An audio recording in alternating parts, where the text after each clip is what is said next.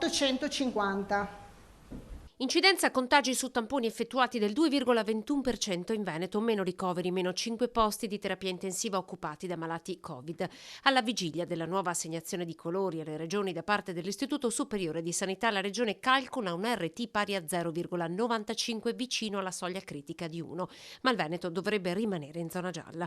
Confermato il nuovo intervallo tra prima e seconda dose per Pfizer e Moderna a 6 settimane, non più 3, ma chi ha già l'appuntamento fissato, questo è confermato. Sono pronte e approvate dalla Conferenza delle Regioni, ora trasmesse al Ministero, le nuove linee guida per la riapertura delle case di riposo e delle strutture per disabili. Servirà anche qui una sorta di pass vaccinale. Permettono la possibilità di aprire alle visite dei parenti all'interno di queste strutture